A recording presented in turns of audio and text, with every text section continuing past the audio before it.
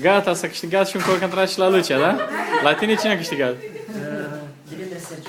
Direrea Sergiu? Da. Și e bucuros, tare? Foarte. Este în întâi la SEM. La SEM? Și ți-a mai recomandat studenți? Nu ți-a recomandat studenți? Când îți recomandă? Până săptămâna asta. Oh, bravo. Și cum studenții tăi? Foarte bravo. Se pregătesc, învață engleza? Dar învață limba engleză, zi de zi, merg la cursuri. Le trimiți e-mail-uri, SMS-uri? Da, super. Da? Sunt în prag de sesiune. Dar tu unde ai fost acum? Unde ai fost acum? Am fost și am fumat în prag la... Luciano, sperăm că tu ai să mai ștergi. Ei, mă șterg. Bună, cum te cheamă? Victoria. Victoria? Și unde vrei să mergi la vară în America? New Hampshire. New Hampshire? Dar de ce New Hampshire? Ai mai fost?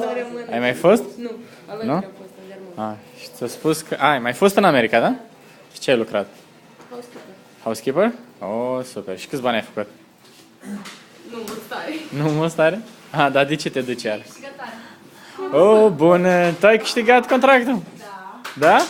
Cum te cheamă? Rodica. Rodica? Hai, vină încoace. Intră. Ia spune tu, cum... Da, te-ai și filmat, vrem să te punem. Transmite. Prima dată ce reducere ai extra asta?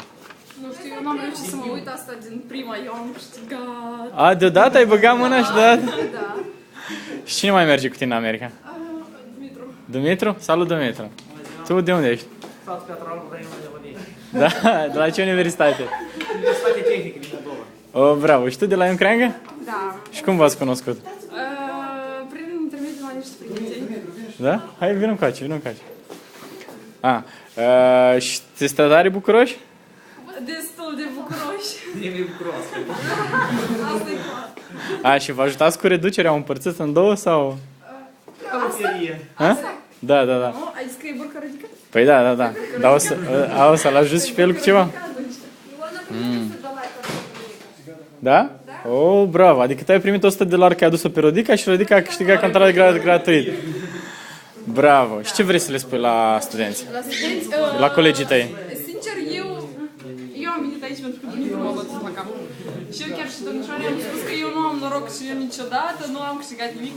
Dar fetelor, cum se spune, și băieți, imposibil este posibil. Sincer, eu încă trebuie să revin puțin așa din... Tu știi că ai să fii pe site la noi, da? Să te punem. Acolo mai este încă o fată, da, o să mai e o fată care tot a câștigat. Ești a șaptea câștigător al nostru. E contra. Al șaptelea ești. Mai sunt încă 13 câștigători o să mai fie.